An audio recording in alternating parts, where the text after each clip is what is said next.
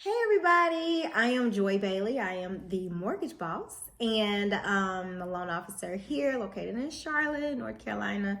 I'm licensed in multiple states, including Virginia, North Carolina, South Carolina, Georgia, Texas, a bunch of other states. All of that information will be in the description box below. Today, I just want to pull up and have a chat with you. Kind of like what the girls call it, a story time or something like that. So I'll tell y'all the story about what happened when I bought my house. Let me tell you. When I purchased my home, I think I did everything wrong. And you wouldn't think that that would have happened because I was a loan officer, but I like to hit, here you go. So on at the beginning of 2017, I decided this is my year. I'm going to buy a home. I got rid of the nails. I was like, I could do my own hair. I had figured out exactly how I was going to get to all of this money that I needed to be able to purchase. But remember, in January, I didn't quite know how much house I could buy, and I didn't know exactly how much houses cost. So the very first thing that I did, again, believe it or not, I went to NACA. I heard about NACA, which is a program that is actually through Bank of America. If people don't realize that that's a Bank of America, that Bank of America is backing those loans. I actually decided to attend a workshop at my church. So I go on a Saturday, I'm all bright-eyed and bushy-tailed, which I'm telling you, like, it's funny to me, like, looking back, but I was so serious. So I go to NACA, and I'm thinking to myself, I Googled it, I was like, oh my gosh, like, there's no income limit, they have lower interest rates, they don't have mortgage insurance. This is gonna be amazing. And I think at the time, the maximum purchase price was $235. Again, remember, at this time, I am living in an apartment paying like $950 a month for my rent. So I'm thinking to myself, oh God, $235,000. Oh my God, I'm gonna ball out. I can't wait. I can do this. This is gonna be great. So what ended up happening, I'm so embarrassed. Okay, look, what ended up happening was I went to the NACA workshop, learned about it, listened, everything. And I was like, this is perfect. This is my outlet. I'm going to be able to purchase a home because they don't care about all of these negative things that I had going on. And I think it's important for me to share with y'all, like, I am a human being before I'm a loan officer. And I tell a lot of my business. Just because I don't want people to feel like I'm up here looking down on them and they down here. So when I purchased my home, I had a foreclosure on my credit report. I had a recent repossession. Well, not recent. Like my repossession had happened in 2015. So like, 2 years out of repossession. And I had student loan debt. My student loans at the time, I think it was like $117,000 that I owed between undergrad, when I went to North Carolina A&T, and grad school, where I got a master's degree in education to teach middle school from UNC Charlotte. I didn't borrow that much to go to school, but it had been the deferred interest that has accrued over time. And at that time, they required you to take 1% of the outstanding balance to be able to get a loan. I ended up getting an FHA loan, which looking back on it now, like if I'd have just been patient for like another couple months, I could have gotten a conventional loan, but that's another story for another day. So on NACA. So I go and I'm thinking, I can buy a house. So I started looking at houses. I started uploading my documents and I scheduled my appointment. And I immediately was like, this is not for me. One, I didn't have that kind of patience. Two, the houses I liked exceeded the amount that they were going to allot for a purchase price. In addition to that, I realized that the debt to income ratios that they were going to allow were going to further suppress how much I was able to purchase. It wasn't worth it to me to have someone else be able to tell me what I could and couldn't do with my property. If I want to make my home an investment property, I want to be able to do so. If I just whatever I wanted to do, I wanted to be able to have that freedom and flexibility. And so I was able to decide, this ain't it, sis. So what happened? I was like, okay, I got some money, a little bit of coin, a little bit of money in the bank. Let me go ahead, do this the old fashioned way. I called Quicken. I can't believe this. I called Quicken. And in the industry, it is widely known that, it is a quick way to get you a pre-approval, but there are a lot of reasons why that just was not the choice for me. I'll just say that.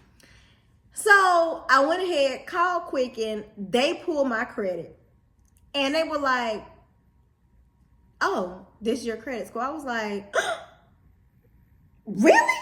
I was shocked, surprised in a good way, because I thought my credit score was a little bit lower than it actually was. Boom. So that's around the time I learned about myfico.com, which, y'all, I'm a strong advocate for myfico.com. Like, you can go on their website, and I think for like $30 a month, you can see all of the credit scores that you have, your regular FICO 8 scores, which a lot of people say, oh, I pulled mine from Experian, or I seen it on Credit Karma. Those are not your mortgage credit scores, as a side note. Those are not your mortgage credit scores. But my FICO, because the FICO score model is what's used when you purchase a home, that'll tell you your mortgage scores, your automobile credit scores, your consumer credit scores.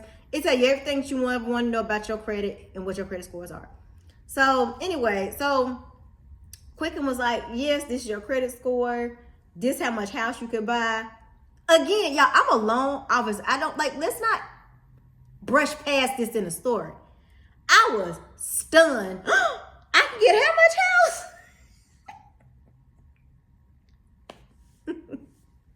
So anyway, get my pre-approval, and I'm like, okay, cool. And at the time, there was a coworker of mine. She was purchasing a home in a certain neighborhood that we were both interested in. She had already put her deposit down. She was selling her townhome, so she had down payment. Like, she was ready to go. Me, on the other hand, honey, I was wishing a prayer.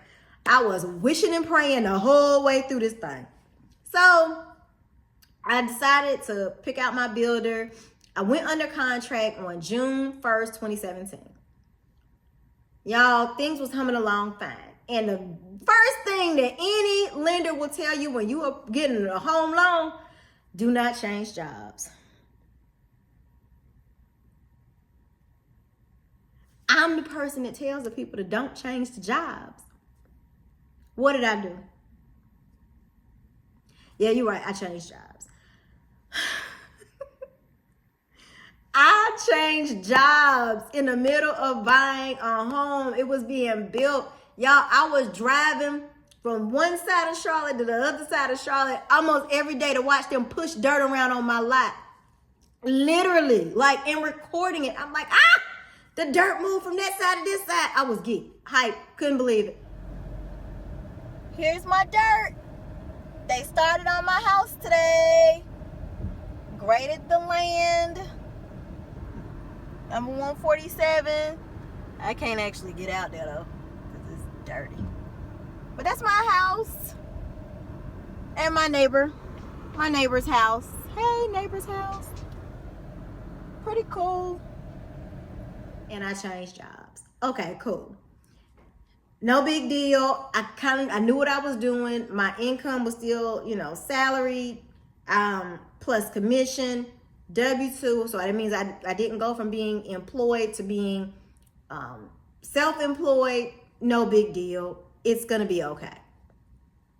So I think I went to the other company. I can't even remember, when did I go to them? I think in August. So that was in June. I think I went to the new company in August, like the beginning of August. Y'all, the other big thing that we tell people to don't do, don't buy a new car. I had already calculated my income. I had already decided, oh shoot, my car almost about to be paid off. Whoop whoop. Shout out to Nissan Sentras out there. My little cheap little car was getting ready to get paid off. It was amazing. It was wonderful. I couldn't wait. Y'all, it was the devil. I had a car accident. Got in a car accident in August, about 2 weeks after I started my new job. Y'all hear all these strikes that I got against me? And I had to get a new car. So beginning of September, got a new car. I had already, again, calculated everything. So I knew down to the dime how much money I would be able to spend on a car payment. New car, who this?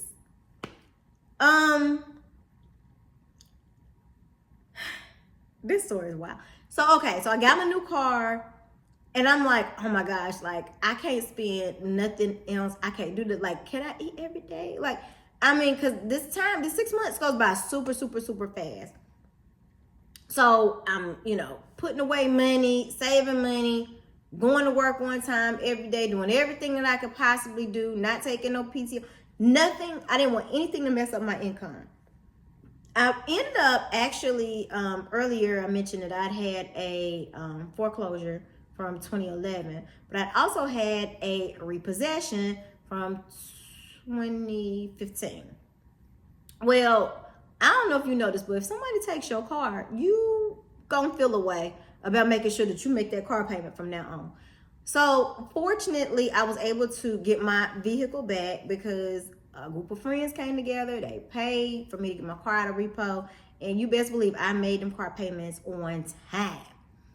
And just from an experience that I'd had when I was working at the bank, something told me to see what I could do about improving my credit score. Because again, remember I told you I was looking at my FICO, and it basically showed different like simulators and scenarios to say, hey, if this, then this.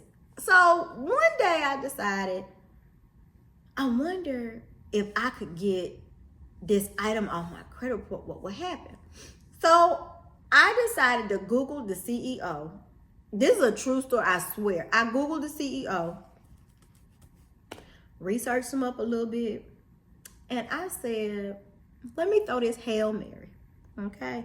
Like, y'all would thought I was Aaron Rodgers, the way that I just chucked this thing up in the air just to see where it would land. I decided to Google the CEO and email the CEO. And I told him my story. It was all true. Hey, this is why my car was repossessed. I've made every single payment on time for the last 2 years. I see that you love philanthropy. Talked about his background. And I was like, sir, is there anything that you could do to remove the repossession off a credit report?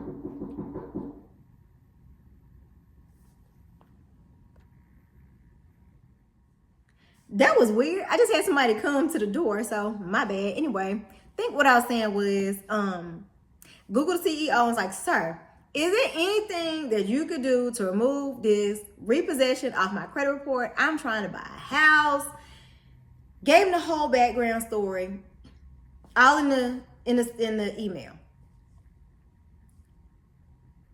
When they say God's grace is sufficient, y'all, this guy, first of all, CEO emailed me back probably within maybe 3 hours.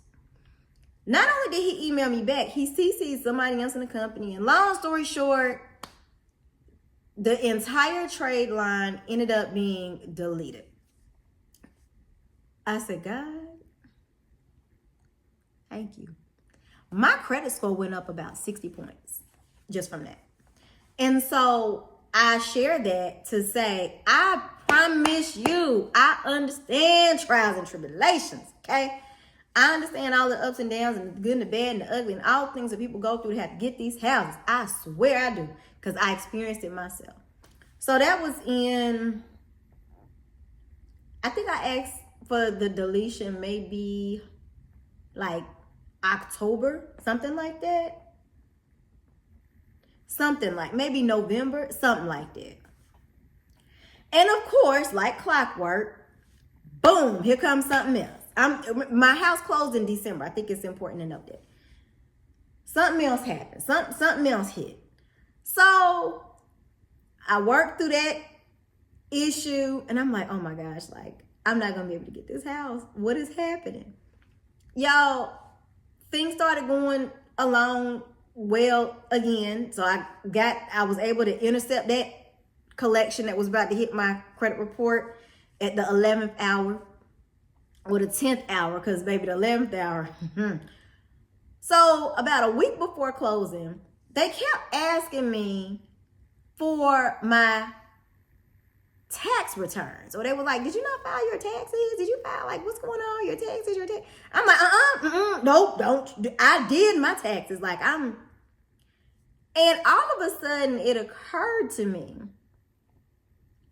oh shoot, I did pay it, but apparently I didn't mail it.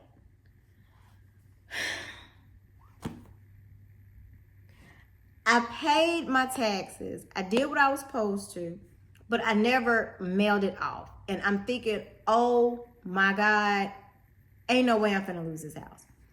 So the loan processor, praise the Lord, was like, girl, just go to the IRS, get it stamped, and send me the copy version of your stamped taxes.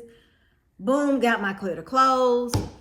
And on December the 22nd of 2017, I went to work like a normal day.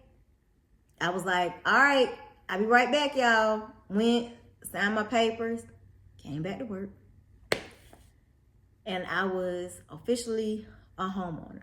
So I say all of that to say, just because I did all of the wrong things, I'm encouraging you, please do not do all of the wrong things like I did. Have your credit score together. Have your money together. Because I think I ended up having to use some money from my 401k for something. Oh, I did. I did. I think I did. So it was just, things just kept happening along the way. So, fortunately, it all worked out. Fortunately, I knew what I was doing, but it didn't prevent me from still making some, could have been severe missteps that could have cost me my home. So anyway, everybody got a home buyer story. So like, tell me about yours. Like, what kind of story did y'all have? Did you go safely and smoothly through the loan process? Or were you like me, somebody that is a loan officer and I'm supposed to know better, did everything wrong? I can't get over that. But anyway, I just thought it was, like I said, really important that I share my home buying journey and my story with you, because those were some really rocky 6 months. Credit score was doing some things. My job was doing some things. My bank account was doing some things. But we made it. And baby, I will fight you for my house right now. So tell me all about your home buying journey. Drop some info, down in the comments, and encourage other people. How did you overcome any hiccups that happened during your loan process? I would love to hear it. So then maybe I could pass that advice on to others.